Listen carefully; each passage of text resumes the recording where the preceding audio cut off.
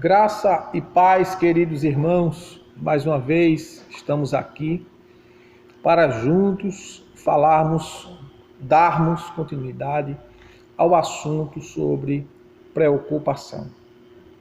E hoje, dentro desse assunto, nós vamos falar sobre revendo atitudes, revendo comportamentos, em nós e na nossa vida, para que nós possamos viver mais tranquilos, mais sossegados. Amém?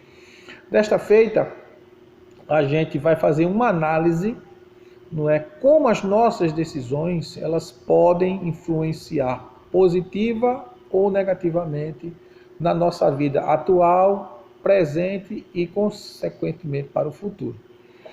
Então, para nós vencermos as preocupações, é imperativo rever as nossas atitudes. Ou a pessoa para de agir negativamente, ou seus sonhos, seus desejos, sua perspectiva de vida, elas não vão se realizar, não vão se estabelecer. As escolhas que nós, homens, fazemos, formam um leme, um guia, que controlará a nossa jornada rumo ao triunfo, rumo à vitória. A escolha certa leva as pessoas para uma viagem tranquila, na direção certa. A escolha errada pode nos levar em direção às pedras e aí o nosso barco naufragar, a nossa vida ser destruída. Porque nós encontramos muitos cristãos com as suas vidas completamente desnorteadas, sem orientação, sem um leme, sem um norte para a sua vida. Pessoas complicadas, com problemas diversos, geram outro problema diante do problema que já tem, e assim sucessivamente. São pessoas que não mudaram, não reveram as suas atitudes. Diante disso, consequentemente, diante disso, eles obtiveram grandes problemas na sua vida e não conseguiram solucionar os que já existem. Porque tenha certeza, Deus não traz problema para ninguém. A gente é que arruma problema para a gente mesmo. Pode acontecer que Deus queira permitir ou trazer alguma dificuldade sobre a minha, a sua ou a nossa vida, para nos mostrar o quanto nós nos prejudicamos quando não ouvimos o direcionamento da palavra de Deus. E o verdadeiro cristão, como diz capítulo 8 e verso 14 da carta de Paulo aos Romanos, o apóstolo Paulo, ele é categórico em dizer, tomar uma aguinha aqui, para refrescar a garganta, ele é categórico em dizer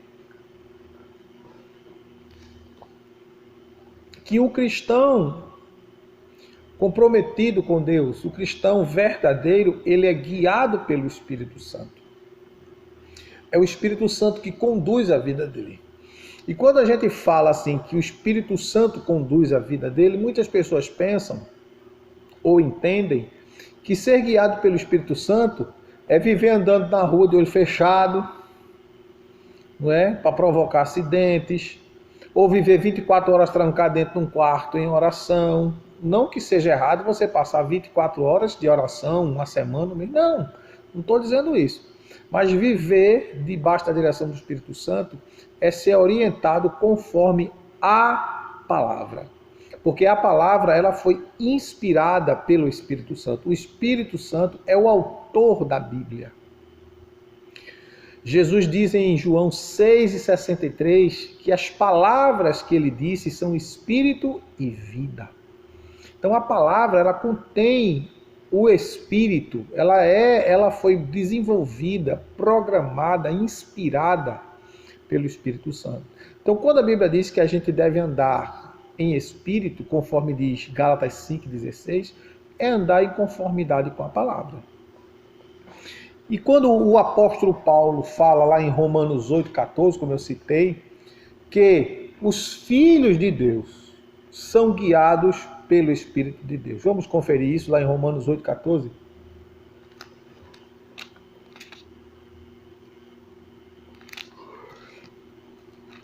Terminando um dia, né? Um dia de trabalho, um dia de cansado, um dia de labuta, mas estamos aqui para compartilhar com vocês a santa palavra. Que o nosso objetivo de vida, irmãos, não deve ser ficar rico, ficar poderoso, conhecido. Não, nosso objetivo de vida é guardar o nosso tesouro nos céus. Isso é que é importante. Então, diante disso, meus amados irmãos, Romanos capítulo 8, verso 14, como eu citei, o apóstolo Paulo diz, porque todos os que são guiados pelo Espírito de Deus são filhos de Deus. Então, um filho de Deus, ele é guiado pelo Espírito de Deus. Orientado, conduzido pelo Espírito Santo. E essa orientação que o Espírito Santo traz para a nossa vida, quando a gente quebra isso, não é? A gente se perde no meio do caminho. Por isso que hoje, nesse vídeo que nós estamos fazendo, dentro do assunto sobre preocupação, deixe a preocupação e viva em paz, é justamente porque nós devemos reavaliar, rever as nossas atitudes, a fim de que nós possamos viver bem, viver em paz, viver em Deus, com Deus, promovendo o reino de Deus, promovendo a glória de Deus, desfrutando da paz que o Senhor Jesus nos dá, mesmo em meio a tantas tribulações. Deixo-vos a paz, e a minha paz eu vos dou, e eu não vos la dou como o mundo a dá. Não se turbe o vosso coração, nem se atemorize. É o que Jesus diz em João, capítulo 14, e o versículo 27. Então vamos lá, vamos ver um exemplo de uma pessoa que tomou uma atitude pela emoção, pelo calor da vida, pelo momento em que ele olhou para o mundo e viu um leque de oportunidades e tomou uma atitude levado pela emoção, que muitas vezes muitos de nós, sejam crentes, cristãos ou não, tomamos atitudes diante daquilo que está diante dos nossos olhos. E a gente não para analisar tudo que está em volta. Não é? E por não pararmos para avaliarmos tudo que está à nossa volta, a gente, muitas vezes, na maioria das vezes, para não dizer 100%, a gente sofre por causa das nossas escolhas. E nós vamos ver aqui hoje, a princípio, um exemplo, e se der tempo a gente vai falar outro exemplo. O primeiro exemplo é o exemplo do filho pródigo, não é? Vamos lá para o Evangelho de Lucas.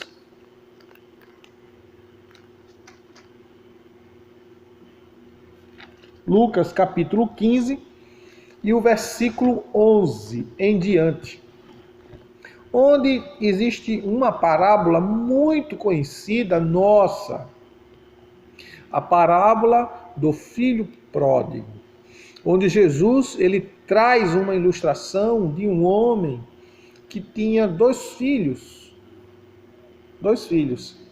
e o filho mais jovem resolveu adquirir, pedir, se antecipar a herança na qual tinha direito, né?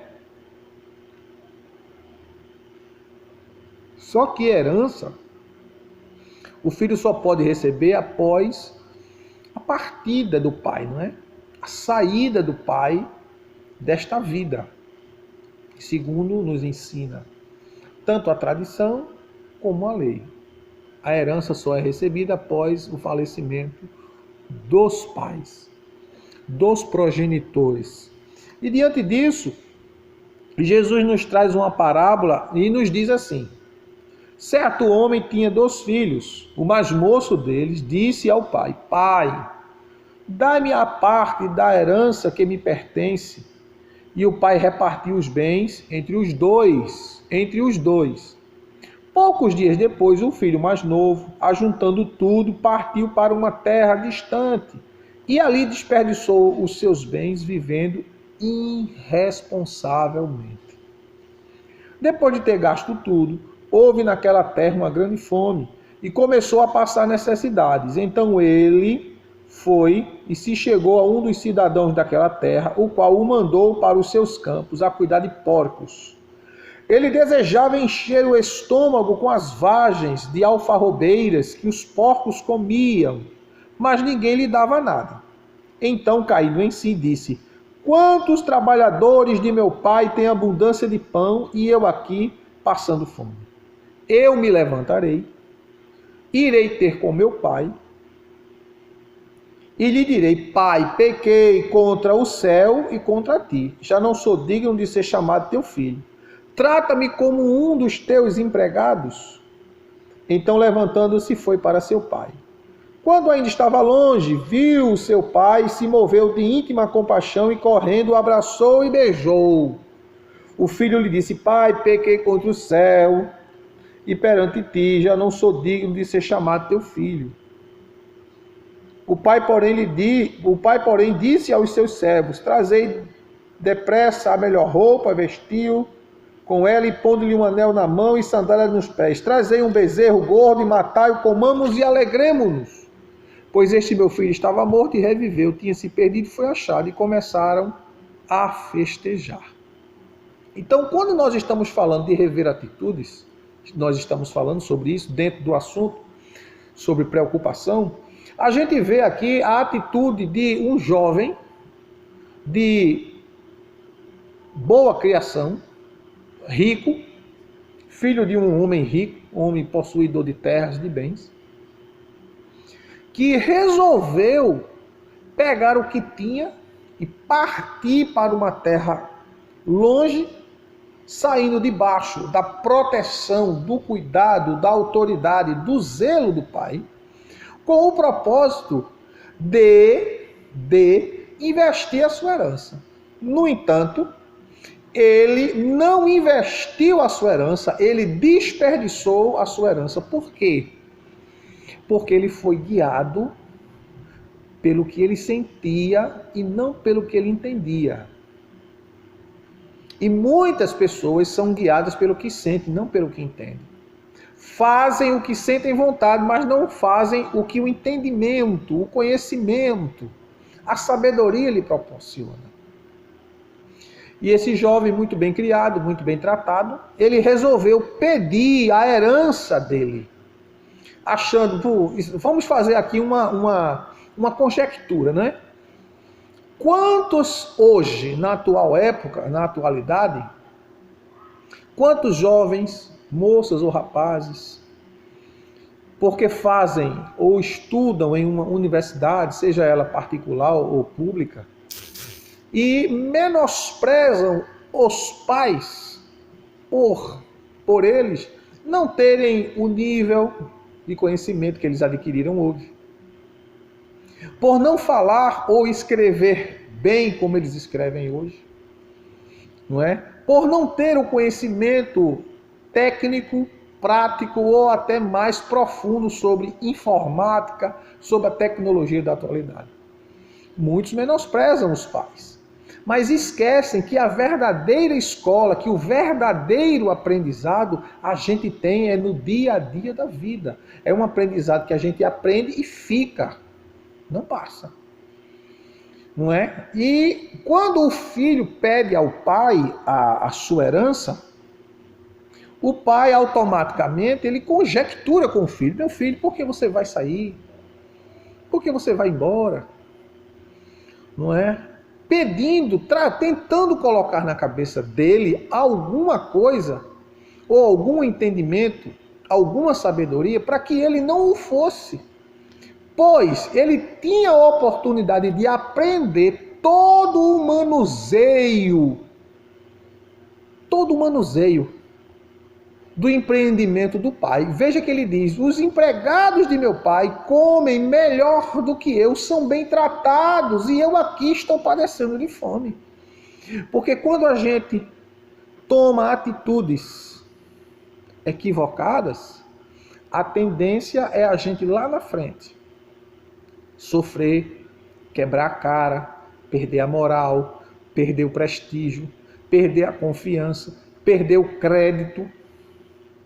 E isso, crédito, só quem dá é o Pai, é Deus. E Deus sempre nos dá a oportunidade de recomeçarmos. Mas isso não significa que Ele quer que a gente erre. Deus não quer que a gente erre. A gente erra, não é culpa de Deus, é culpa nossa. De que se queixa o homem? Queixe-se de seus próprios pecados. E a gente vendo aqui, analisando de uma forma simples, porém um pouco ampla, diante do texto e do contexto dessa parábola, a gente vê lá no versículo 25, o filho mais velho questionando o pai.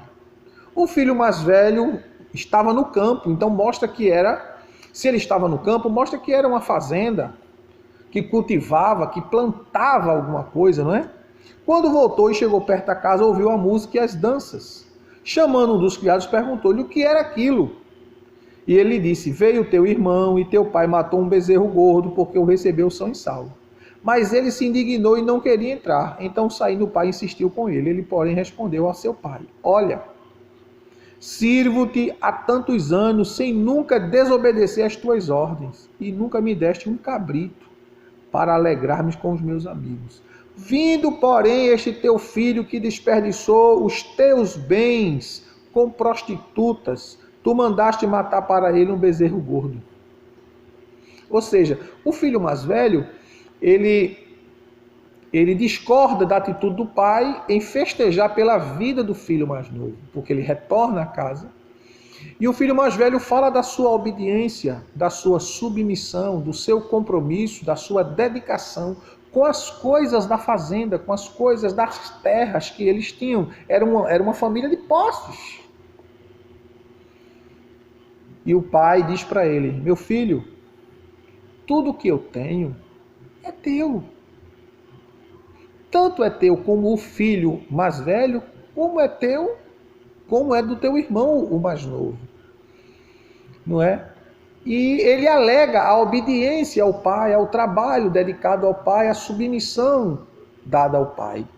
E mostra o desperdício que o mais novo trouxe, desperdiçando os bens da família. Não é? Ele diz aqui, ó, no versículo 30, vindo, porém, este teu filho, ele não disse nem meu irmão, que desperdiçou os teus bens com prostitutas. Ou seja, gastou um dinheiro em que poderia ser investido e ter sido multiplicado, agaranhado maiores valores. No instante ele desperdiçou. E o seu filho mais velho indaga isso. Então a gente vê aí comportamentos diferentes de dois irmãos. Um era prudente, um era obediente, um servia ao pai e à família, e o outro era imprudente porque achava, entendia que, sendo jovem, tendo a capacidade física, aparentemente física, e intelectual aparentemente maior que a do pai, se eu tenho capacidade de desenvolver a minha vida sozinho, sem estar debaixo de orientação, sem estar debaixo de autoridade de ninguém, eu consigo fazer isso. Só que a falta de experiência na vida, a falta de prudência, a falta de preparo emocional, porque às vezes a pessoa tem muito preparo técnico, tem muito preparo intelectual, mas não tem o preparo da vida. Não tem a experiência, não sabe lidar com os sentimentos que surgem no período da juventude, porque quando nós somos jovens, nossos hormônios que vivem em ebulição, nossos sonhos que nós queremos realizar, nossos anseios que queremos estabelecer como meta de vida para mostrar às pessoas que nós temos capacidade de crescer. E muitas vezes, tudo isso ligado a um conjunto de sentimento, de emoção, de conquista, coloca de lado a voz da experiência.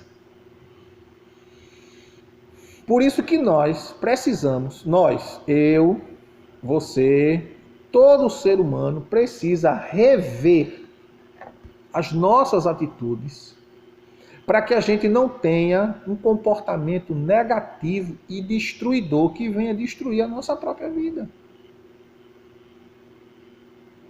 O filho pródigo, ele ainda conseguiu enxergar que havia errado. Ele ainda conseguiu enxergar que havia tomado atitudes precipitadas. E ele diz: levantar-me-ei, irei ter com o meu pai, e vou dizer a ele: eu errei, eu falhei, eu pensei que a vida era dessa forma, mas agora eu sei que o Senhor, meu pai, está certo. E ele diz: levantar-me-ei e irei ter com o meu pai, e lhe direi: pai, eu pequei contra os céus e pequei perante ti. Reconheceu o seu erro, reconheceu a sua falha e voltou atrás. Ele foi imprudente, ele não teve estabilidade. Ele era instável, ele não era estável. Ele não tinha instabilidade emocional e agora, com o sofrimento, ele passou a estar estável, ele passou a estar mais reflexivo. E nessa reflexão, que automaticamente foi uma introspecção da parte dele, em consequência do sofrimento que estava ali sobrevindo, ele reconheceu que o pai estava certo. Ele reconheceu que não deveria ter saído de casa. E, revendo as suas atitudes, ele volta e vai ter com o pai. Por isso é necessário a gente reveja as coisas que você fez. Se é preciso pedir perdão, peça. Se é preciso se humilhar, se humilhe. Isso não é feio. Feio é ficar no orgulho e na soberba. Quando você fica orgulhoso e fica soberbo, aí a palavra de Deus diz: Deus resiste aos soberbos, mas dá graça aos humildes. O filho mais velho resistiu e disse: olha, tu agora faz uma festa, faz um banquete para este teu filho. Ele não disse nem que era irmão dele. Por quê? Porque ele se achou numa condição de fazer, ele fazia tudo certo, tudo tão correto, que se esqueceu que a justiça, ela se exerce debaixo de graça e de misericórdia. É assim que a palavra de Deus nos ensina, e a gente tira uma lição muito importante disso, não é? Mateus, no capítulo 5, quando ele fala sobre as bem-aventuranças, ele diz no capítulo 5, verso 7 de Mateus, Jesus diz: bem-aventurados os misericordiosos, pois alcançarão misericórdia. Nenhuma justiça, ela deve ser exercida sem o exercício da misericórdia. O apóstolo Tiago fala sobre isso, não é? Tiago, vamos lá para o livro de Tiago. Tiago fala sobre isso. Tiago, glória a Jesus. Livro do apóstolo Tiago.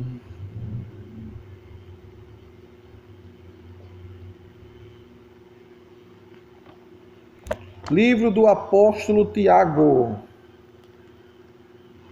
Deixa-me ver aqui.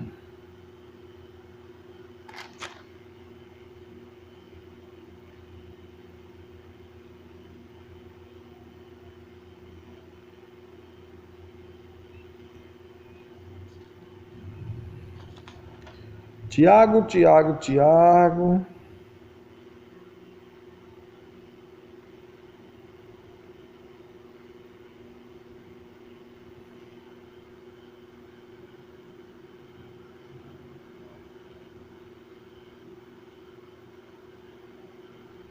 eu não estou agora conseguindo achar o versículo. Visto que nós estamos aqui nesse diálogo, não é? O objetivo do vídeo é trazer a você o conhecimento, trazer a você o entendimento bíblico, extremamente bíblico, que o nosso procedimento deve ser extremamente bíblico. O texto que eu estava falando, que eu estou citando, é aqui no livro de Tiago, agora que eu não estou lembrado exatamente o texto que fala sobre a misericórdia no juízo. A misericórdia de Deus, ela triunfará no juízo. E a gente precisa executá-la, né? O juízo, no caso, trazer justiça, usando dentro da justiça a questão da misericórdia. Porque só há um juiz e um legislador na qual nós devemos estar submissos a ele, certo? Eu vou ficar devendo a vocês esse versículo, não é, que eu citei, mas não li para os irmãos, que está aqui na carta do apóstolo Tiago, tá certo? Dando sequência, nós podemos ver na questão do filho pródigo um exemplo também de pessoas que precisam ou precisou rever as suas atitudes. Foi Ló. Quando Abraão intercede por Ló, quando Abraão ele ora a Deus após a visita dos anjos no capítulo 18 do Gênesis, Abraão passa a interceder pelo seu sobrinho Ló, porque automaticamente os anjos avisaram ele que estavam indo para Sodoma para executar o juízo de Deus. Isso está escrito no capítulo 18 e o capítulo 19 do livro de Gênesis. E, diante disso, Abraão intercede por Ló, para que Deus livre Ló da ira divina que seria derramada sobre a cidade de Sodoma e de Gomorra. Se você analisar o capítulo 18 e o capítulo 19 de Gênesis, você verá que houve um atritos entre os funcionários de Abraão, entre os pastores de Abraão e entre os pastores de Ló. Ambos eram pecuaristas. E a Bíblia diz que eles se tornaram tão ricos que a terra não conseguia mais dar conta de alimentar o rebanho de Abraão e o rebanho de Ló. Sendo que Abraão era um homem, além de ser um homem já de idade, um homem extremamente experiente, não é? Sábio, prudente, crente, que não olhava as coisas desta vida com os olhos carnais, mas sim com os olhos espirituais. Ele chama Ló e faz uma proposta a Ló e diz a Ló: olha, a terra não consegue mais agora conter este espaço que nós vivemos aqui, não está tendo condições mais de comportar os nossos funcionários. Vamos fazer o seguinte: tu pega os teus funcionários, que eu pego os meus funcionários, e a gente se separa. Que não haja entre nós contendas, brigas, porque nós somos irmãos. E tu vai fazer o seguinte: se tu escolher a direita, eu vou para a esquerda. E se tu escolher a esquerda, eu vou para a direita. E a Bíblia diz que Ló olhou as campinas de Sodoma e de Gomorra e viu aquelas campinas largas, verdejantes, ricas em pasto, e escolheu as campinas de Sodoma e Gomorra, e Abraão ficou com a parte que aparentemente não era a parte próspera da vida, da coisa, do negócio do qual eles pertenciam, que era a pecuária. E Ló foi morar nas campinas de Sodoma e Gomorra, com todo o seu rebanho, com todos os seus empregados. Mas o texto sagrado diz que Ló, todos os dias da sua vida, afligiu a sua alma por causa dos moradores de Sodoma e Gomorra. pois eram pecadores diante de Deus e faziam o que era mal aos olhos do Senhor, e Ló todos os dias se perturbava. Veja, Ló escolheu o lado pelos olhos da carne. Ele escolheu o lado bom, aparentemente, da coisa, e Abraão aparentemente ficou com o lado ruim. No final de tudo, Abraão intercede por Ló, Ló é livrado da morte devido à oração de Abraão pela vida dele, e daí Ló perde a esposa, que vira estátua de sal, e consequentemente as filhas de Ló embriagam Ló e têm filhos, geram filhos com Ló. Veja que absurdo, né? O incesto. O incesto foi cometido. Por quê? Porque eu costumo dizer aqui na nossa igreja, aos nossos queridos irmãos, que nem tudo que está diante dos nossos olhos é aquilo que nós estamos vendo. E nem tudo que nós ouvimos é aquilo que a gente está ouvindo. E a gente precisa ter discernimento. O que parece perfeito é destruição. Diz o proverbista Salomão que há caminhos que para o homem parecem ser perfeitos, mas o seu fim é a destruição, é a morte. E uma palavra que o nosso querido pastor Cláudio Duarte, ele sempre disse, de vez em quando eu assisto os seus vídeos, ele diz que hormônio não se converte. E é verdade. A gente precisa ter muita atenção com as coisas que a gente sente. Porque o pecado habita em nós. E a gente só vence o pecado pelo poder do Espírito Santo na nossa vida, pela ação do Espírito Santo. Se o Espírito Santo não agir na nossa vida, a gente não tem capacidade de vencer o mundo, de vencer o pecado e de vencer o maligno. Porque é o poder de Deus em nós, pela palavra, na ação do Espírito Santo, que nos condiciona a vencermos todos os dias. Jesus disse que basta cada dia o seu mal. E como é que basta cada dia o seu mal se nós, como cristãos, servimos a um Deus tão bom? Um Deus maravilhoso, misericordioso, longânimo, compassivo, tardio em iraça. Como é que a gente vai receber o mal do dia? Se o texto sagrado diz, a Bíblia diz, Salmo 118, verso 24, este é o dia que fez o Senhor. Regozijemo-nos e alegremo-nos nele. Este foi o dia que Deus fez. E a gente deve se regozijar com cada dia que Deus faz. E não esperar o mal do dia, mas o bem, porque Deus não traz o mal a ninguém. O mal acontece em decorrência dos nossos pecados. Mas se nós, diz a Bíblia, confessarmos os nossos pecados, confessarmos, e nos arrependermos, e abandonarmos o pecado, o sangue de Jesus nos purifica de todo pecado e de toda justiça. Seremos purificados.